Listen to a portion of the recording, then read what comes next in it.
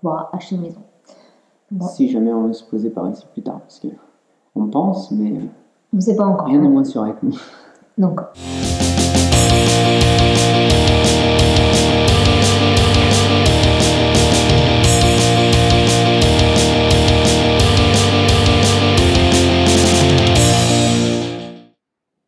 salut les vagabonds. Salut.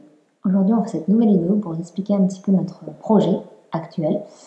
Parce que la dernière fois qu'on avait fait une vidéo pour expliquer, c'était les 10 ans de notre expatriation qu'on peut retrouver ici. Et on vous expliquait le dernier truc, c'est qu'on déménageait au Canada. Maintenant, on est au Canada, comme vous avez pu voir dans toutes nos vidéos.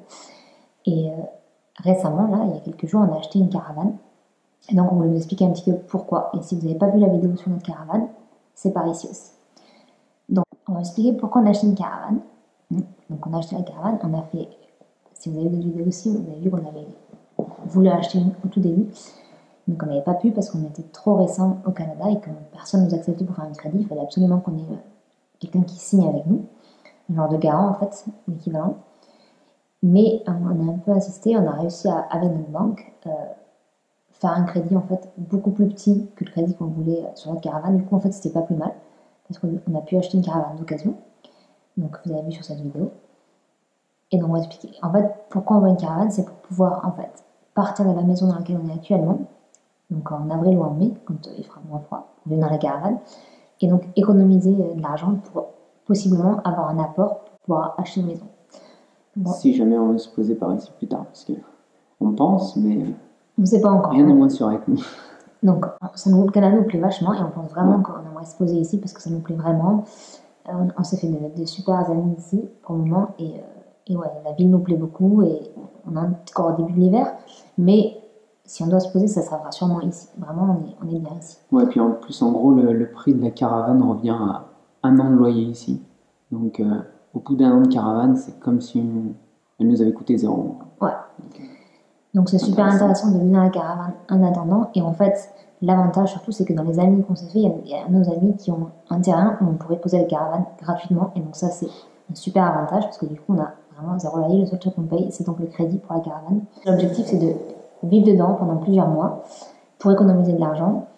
Et en fait, même si on fait une maison, on aimerait voyager quand même plusieurs mois par an, peut-être échapper un peu à l'hiver canadien, donc partir plusieurs mois par an. Mais on ne sait pas encore. L'objectif, c'est ça. Ouais, on va voir en fait. Je pense qu'on va essayer de faire quelques sorties avec la caravane et on va voir à quel point ça nous plaît, si jamais on veut faire ça plus longtemps, moins longtemps. Ou à temps plein, on verra. Après, notre idée de maison, en fait, on en a déjà parlé, on a déjà des rendez-vous avec quelques personnes. En fait, on aimerait faire une communauté, en fait. Ça s'appelle cohousing ici, une communauté où on peut être autosuffisant, avec l'électricité, les panneaux solaires, tout ça, récupérer l'eau.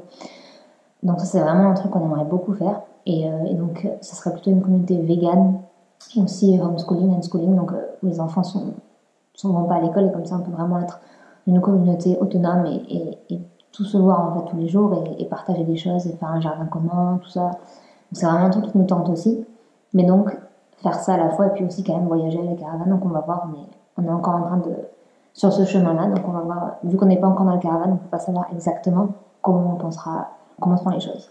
Puis de toute façon, le cohousing, ça prend très longtemps à mettre en place. Ouais, voilà. On a commencé, mais c'est très long. Pour que les gens soient d'accord avec les valeurs du cohousing, et puis aussi pour trouver un terrain en fait, qui correspond à tout le monde, pour avoir la distance, parce qu'il y a des gens qui travaillent dans Ottawa. Donc voilà, donc si on est encore dans les fondations, on va dire, du projet de cohousing. Donc c'est pour ça qu'en attendant, on fait la caravane, et on verra en fait comment tout se passe après ça. Ensuite, on est plutôt, enfin si on n'a pas trop expliqué, on est plutôt dans une démarche assez écologique. Et donc c'est vrai que les caravanes, en tout cas pour tirer une caravane, avec une caravane en soi c'est assez écologique parce qu'il y a moins de consommation d'électricité, tout ça. Mais pour tirer la caravane, c'est pas très écologique parce qu'il faut quand même une grosse voiture. Même si la nôtre elle n'est pas hyper grosse de caravane, quand même il faut une grosse voiture pour la tirer. Donc il faudrait qu'on ait un pick-up. Mais la bonne nouvelle c'est que si on achète, donc on va devoir acheter un pick-up pour la tirer, c'est que la bonne nouvelle c'est que d'ici 2021 il va y avoir plein de pick-up électriques qui vont arriver, qui vont pouvoir tirer énormément. Donc du coup c'est notre objectif en fait, c'est de garder le... Ouais, en fait on va acheter un pick-up là, mais on va essayer en gros de l'échanger avec la valeur qu'on a de notre voiture, peut-être ajouter un peu d'argent dessus, on verra. Et comme ça on prend un d'occasion et quand les pick-up électriques comme le Cybertruck ou Tesla, le Rivian et tout, qui arrive d'ici 2-3 ans. Je crois que j'avais un article sur Forbes qui disait que d'ici 2-3 ans, il y en aurait 8 sur le marché nord-américain. Et donc à ce moment-là, de réévaluer nos possibilités et sûrement switcher à un électrique à ce moment-là. Mais pour le moment, ça n'existe pas, donc on est obligé de faire avec ce qu'il a. Ouais. Et après, il y a la possibilité aussi, il y a une entreprise québécoise qui transforme en fait les pick-up actuels en pick-up électrique. Ils changent en fait le moteur, tout ça. Donc ça, c'est une option aussi pour ça que si on choisit un pick-up, on va choisir un pick-up qui peut être changé.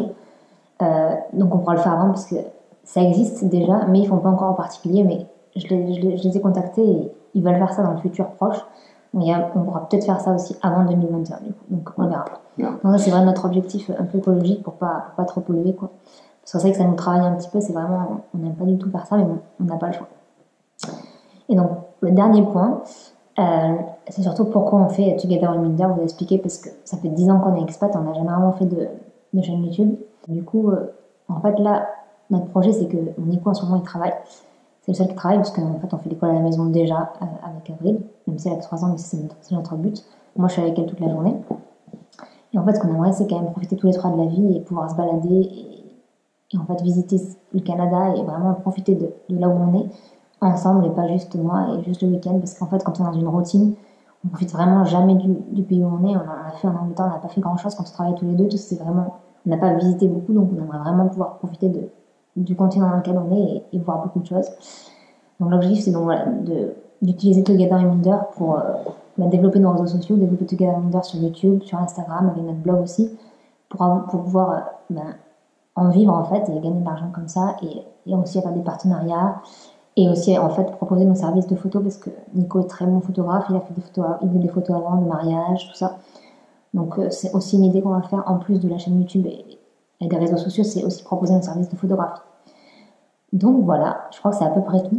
On a tout expliqué, c'était un peu long, mais au moins voilà, vous êtes à jour de nos projets, et si ça change, de toute façon on expliquera. Et dans les mois à venir, on va continuer à vous montrer un tour au quotidien au Canada, et puis à partir d'avril, on va vous montrer la caravane, on va sûrement faire quelques rénovations dedans, même si elle est en très bon état, et repeindre tout ça. Et puis en mai, on y vivra sûrement à partir du 1er mai, donc voilà, on vous montrera un peu la ville. Ouais, les rénovations feront sûrement l'objet d'une vidéo à part. Ouais, voilà, on fera une vidéo spéciale pour les rénovations. On va faire dessus. Voilà. Bon, j'espère que vous avez aimé cette vidéo, que c'était clair. N'hésitez pas à nous mettre un petit pouce et surtout vous abonner si vous n'êtes pas déjà abonné. C'est super important. Si vous avez des questions, vous pouvez toujours laisser un commentaire. Voilà, laissez-nous un commentaire si vous avez des questions. Comment venir au Canada, c'est le truc pareil par rapport à ça. Même si vous êtes intéressé pour un co-housing à Ottawa. Ouais.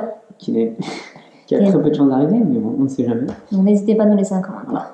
Merci beaucoup. À bientôt.